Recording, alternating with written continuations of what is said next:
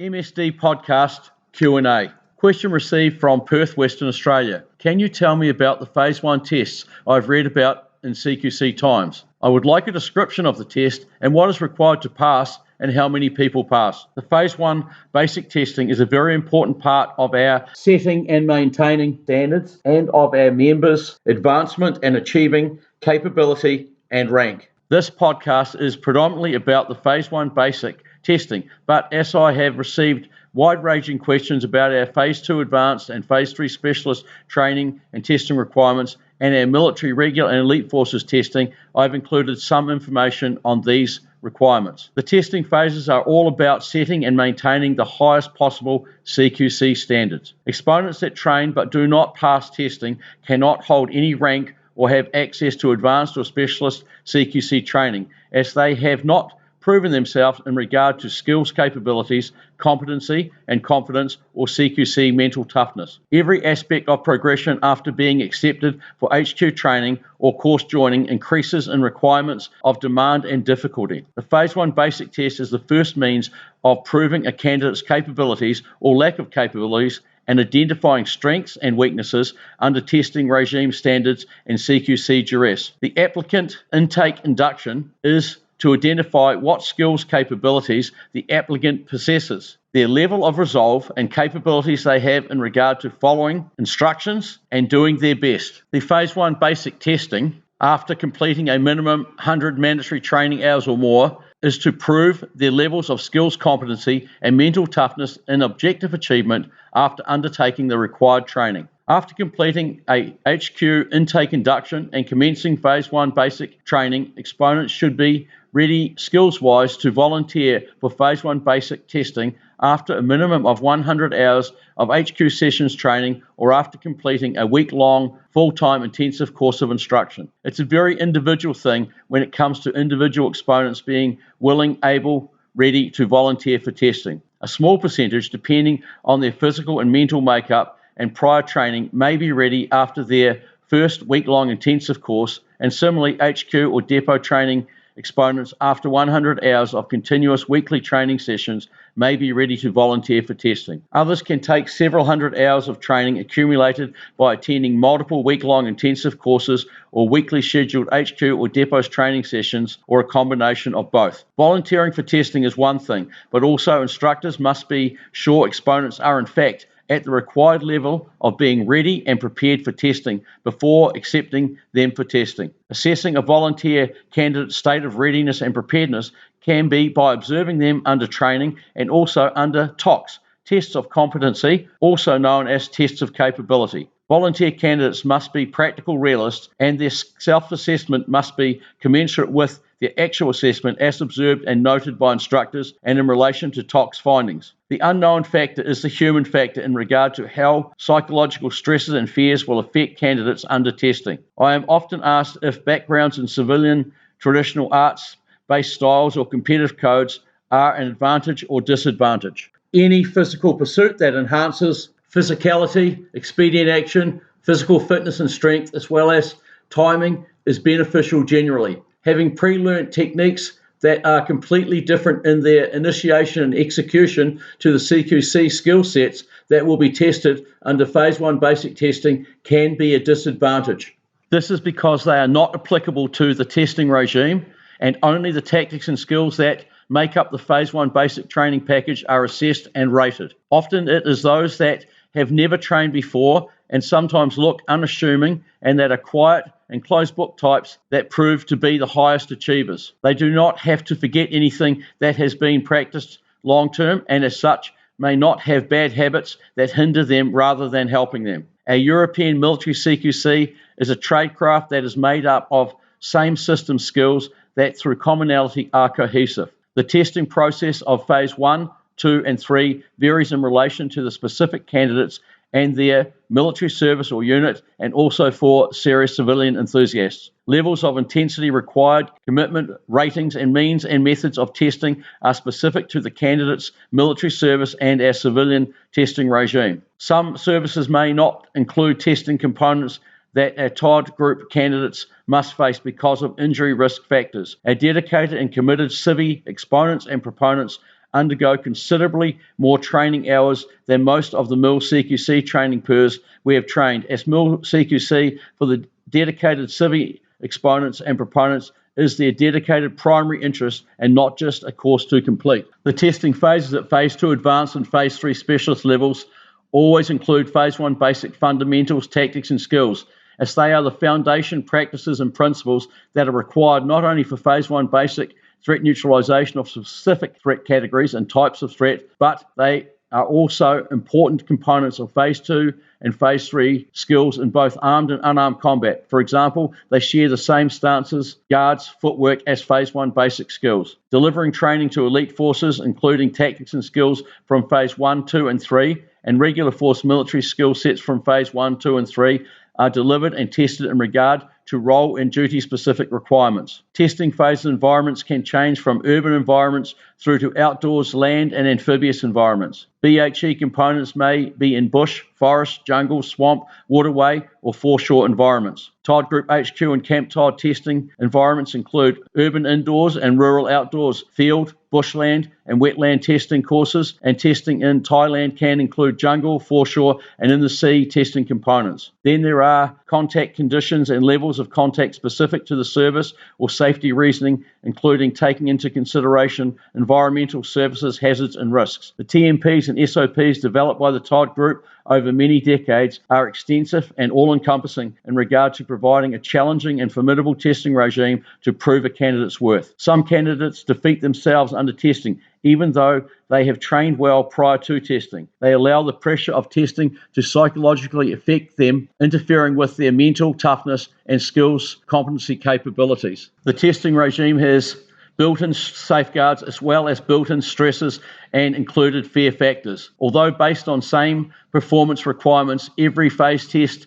can be somewhat different. This is important to reduce the likelihood of predictability and eliminate complacency by familiarity. While the same skills will be used to threat, neutralize, and achieve performance ratings, the environment may differ to provide not only a challenging testing experience, but also to ensure candidates can assess, decide, and execute same means and methods of threat neutralization in relation to threat and situation specifics. On intensive courses prior to Phase 1 basic testing, there can be night actions on training lanes at Camp Todd under moonlight or with a minimal lighting source. Controlled aggression and controlled physical intensity output must be maintained to ensure performance capabilities are in line with surpassing testing levels requirements. The scope of TOD Group HQ and Camp Todd conducted testing, along with exported courses and testing phases scope and intensity levels, are demanding and challenging. But if the candidate has prepared well and are strong-willed and committed, passing is achievable.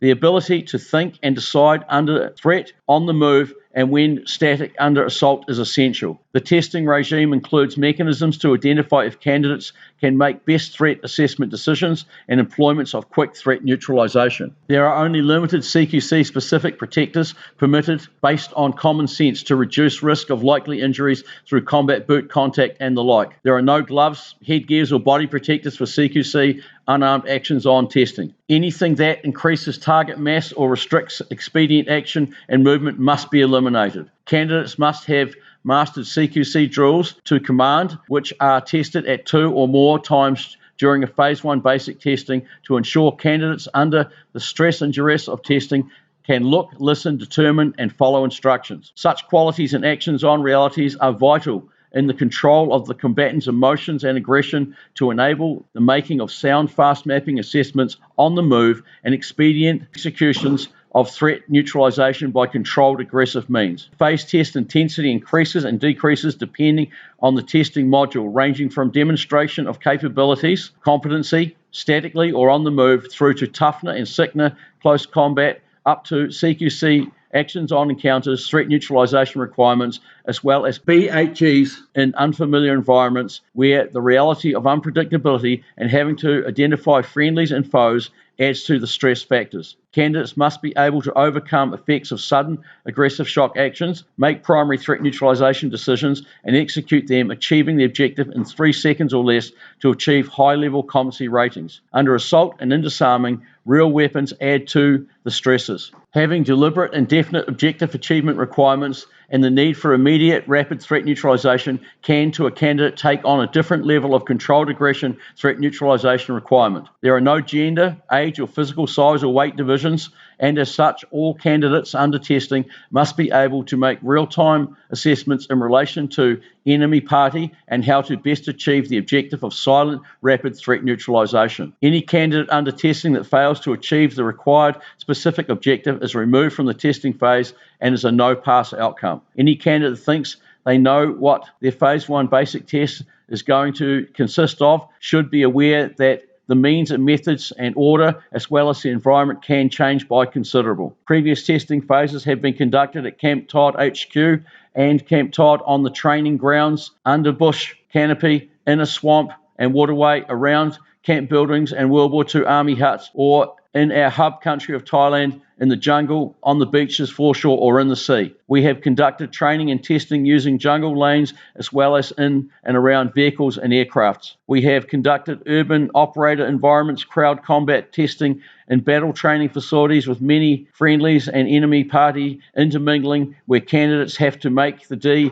in regard to foe or friendly by their actions. They must make and keep themselves at harder target status as possible, identifying live bodies all around them until enemy PERs identify themselves by overt or covert actions. Environmental unfamiliarity is character building, confidence building, and is a capability enhancing means of developing the capability to fast map assess, decide on whether the live bodies are friendly or foe, and if they are foes, the best means of quick and quiet threat neutralization. The realities of intermingling with the masses of unknowns under testing requires candidates to maintain a covert ready status while making themselves hard targets and making accurate decisions, reading the warning signs and enemy and friendlies' actions. Both overreacting and underreacting are undesirable traits, and using the environment, range, angle, barriers, and any features or anything that can aid in buying time, maintaining distance,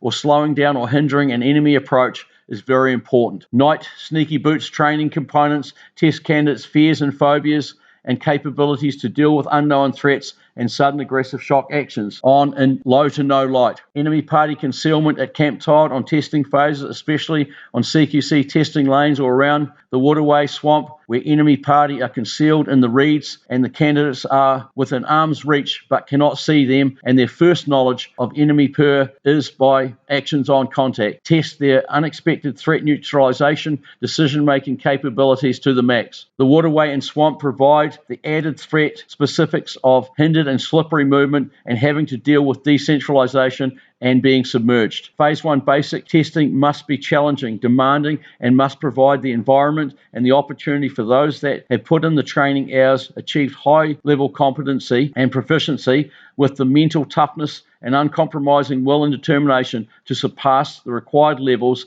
and standards to achieve objectives. There is no specific type of candidate that generally achieves more than others, and the testing process and practices being developed over many decades enables male or female candidates, short or tall, large or small, and everyone in between, the same opportunity to pass testing. There are risks, and if there were not, it would not be as real as possible and would not provide the tough and challenging undertaking that it does. The phase testing means and methods of proving candidates are all about the employment of the best of skills to achieve threat neutralization inside the SOPs and within our military CQC testing safeguards. Everything about the Phase 1 test has been developed around CQC fast and effective threat neutralization objective achievement without the loss of life or limb. Achieving the objective under CQC actions on encounter testing or under BHEs taking no longer than 3 seconds from employment initiation to achieving threat neutralization is the primary objective. Taking longer than 3 seconds increases risks,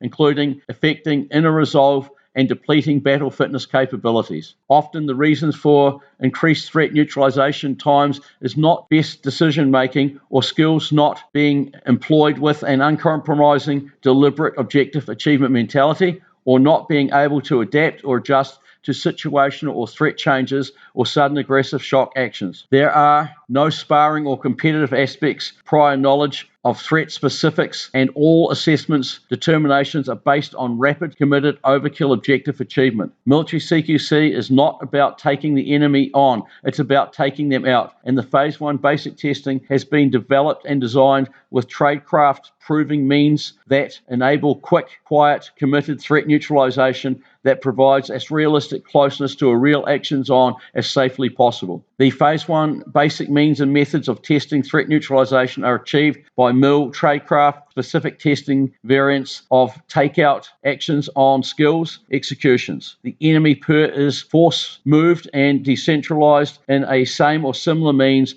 and manner to a real life actions on threat neutralization. And this is a must to ensure position, range, and loss of limb or life battlefield specifics are in line with testing specifics. The simulation of the grounded enemy party terminal threat neutralization leaves no doubt to what the outcome would be in a real-life actions-on by its overkill terminal gross motor skills purpose. The testing identifies if candidates can assess, decide, and employ correct best means of quick threat neutralization under duress. A considerable amount of our European MIL CQC skill sets are principle-based, as in a principle to neutralize a complete threat category and make decisions making as rapid and simple as possible, and as such, candidates should not hesitate or stall under actions on in their decision making and the skills executions. CQC tradecraft Phase 1 basic testing regime determinations are not an exact science, but are based specifically on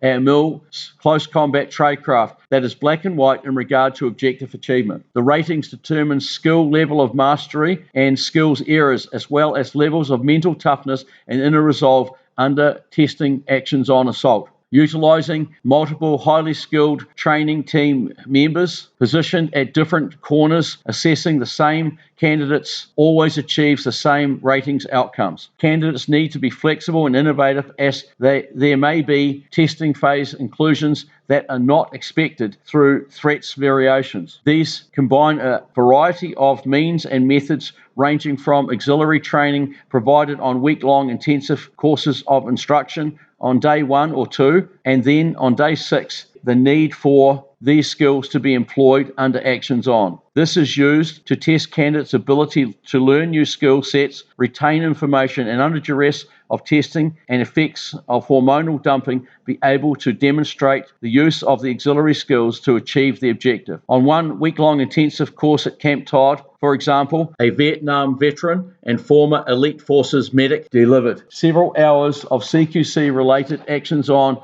injuries and wounds procedures on day 1. Then on day 6, under testing, candidates made up of training team members on the peripheral of the testing area under simulated training were injured or wounded, and the candidates would be directed to come to the aid utilizing the skills they had been taught earlier on in the course. There were some realistic looking wounds and injuries that needed immediate emergency treatment. Stab and slash realistic looking wounds achieved by concealing under the clothing flesh and blood taken from a dead animal, and the trachea from the animal had been fractured and required an emergency tracheostomy to be performed. Then there was a simulated knee joint dislocation. The enemy party played their roles well with expressions of agony and profanities. Candidates that had been testing under duress had to change from gross motor skills objective achievement to undertaking injury assessments and performing fine motor skills, life or limb saving procedures. Through the swamp and waterway is another such unexpected environmental inclusion that requires immediate assessment and decision-making in wide-ranging aspects, including maintaining or regaining footing. The threats can include effective actions to prevent or counter enemy parties' forced submerging of the candidate's head underwater. This identifies if a candidate can control themselves and self-protect as part of threat neutralization. Pugil combat can be introduced under the toughness and sickness component, and this can be conducted on a flat environment or up or downhill battle lanes. This demands candidates' physicality, capabilities, and being able to maintain battle fitness under the physicality and duress of pugil combat actions on. Crowd combat under urban environment threat neutralization is another demanding means and method of evaluating candidates' abilities to keep themselves as safe as possible, identify the immediate threat, and quietly neutralize the threat and keep moving. There could be as many as 10 or 20 planted enemy PERs amongst the crowd, and candidates must neutralize all enemy PERs to achieve the objective. As I said earlier, there is no one specific type as far as a pass percentage goes that demonstrate required level skills mastery and uncompromising mental toughness achieving highest levels of testing ratings. You cannot and should not judge a book by its cover, and pre-testing training ratings can be very different to candidates' testing ratings simply because they let the psychological stresses of testing overwhelm them. Through candidates not utilizing their brain to boot mental toughness tactics and skills combined with their CQC skills under threat, they can dramatically reduce skills, performance capabilities, and be removed from the testing phase for failing to achieve objective. These situations come down to the candidate defeating themselves by allowing the threat situation to overwhelm them and affect their real-time decision-making and immediate required 3-second kills in relation to threat neutralization employments. We have seen just about every imaginable body type on testing phases with varied mental makeups, and those that predominantly achieve objectives are the quietly confident peeps that train hard, accept all challenges and training willingly, and just get on with proving themselves under testing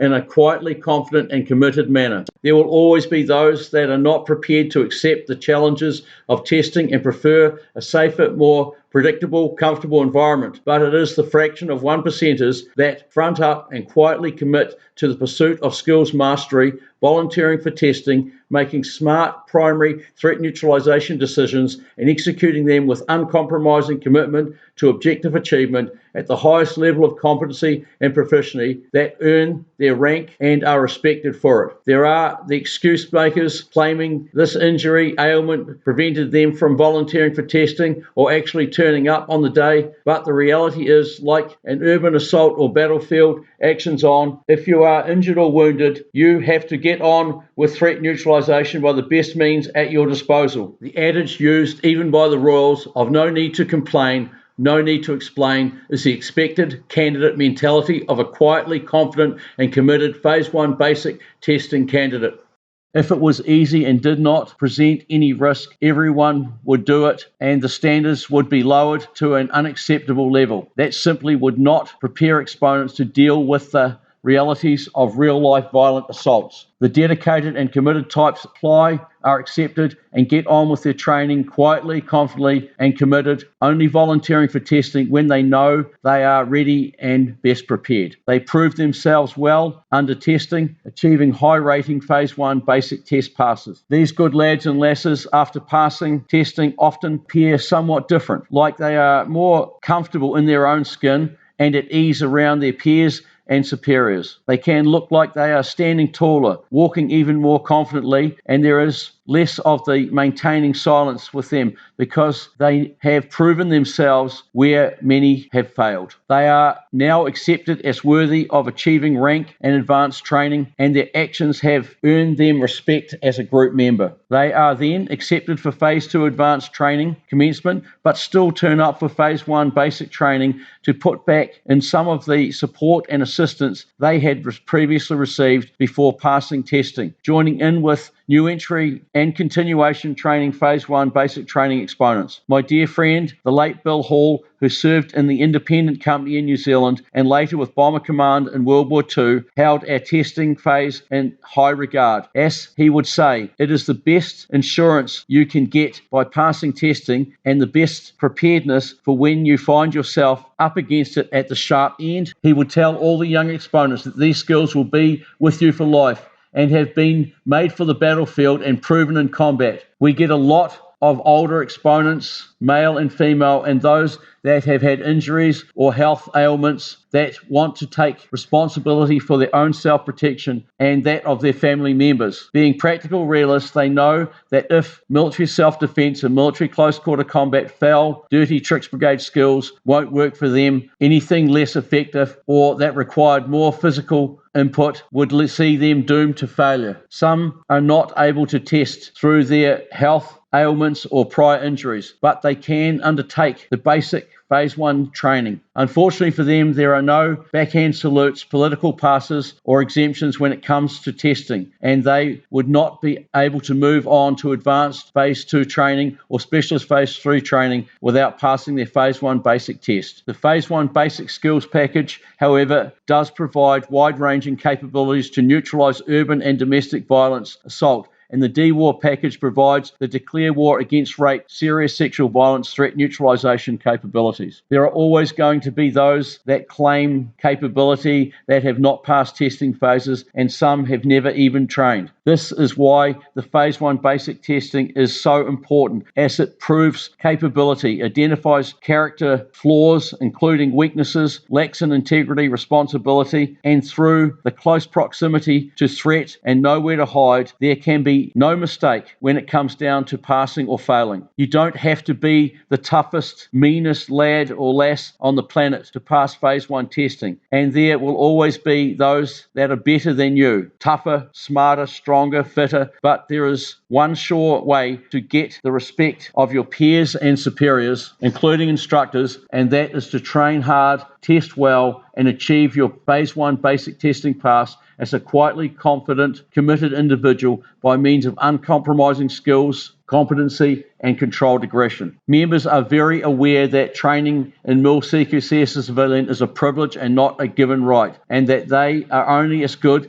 as their first mistake, and they are only one mistake away from being binned. I have seen some candidates that have struggled to surpass testing levels requirements as a result of not putting in the training hours to be best prepared for testing, and others that believe their own BS in regard to being ready as skills-wise and mentally tough when they simply are not. It is important that they know their place and never believe they are better than what they are, as their superiors know exactly how ready and prepared they actually are, and through the rigors of the CQC beast know their strengths and weaknesses. In a tradecraft fraternity that is about MIL close quarters combat and MIL self-defense, it is essential that all exponents, proponents, and instructors have their boots on the ground and know their strengths and weaknesses, as well as conducting themselves with self-respect and respect for all ranks, including those that have not tested and proven themselves. The Phase 1 basic testing after an applicant has been accepted post-intake induction requires exponents to complete mandatory Phase 1 basic training hours and pass Phase 1 testing, and is the easiest undertaking they will achieve under our CQC progression and achievement of rank. Phase 2 advanced requires 400 or more mandatory training hours, and the grueling Phase 2 testing regime is much more CQC physicality demanding than the Phase 1 basic testing. Phase 3 specialist training has a mandatory 500 hours of training, as well as completing our specialist close personal protection course of instruction. The only easy day was yesterday is truly a very true adage in relation to our CQC training and testing. Those that embrace our European MIL CQC training regimes, always striving for self-improvement and selfless assisting others, putting back in some of what they have been given, are well respected as serious, capable CQC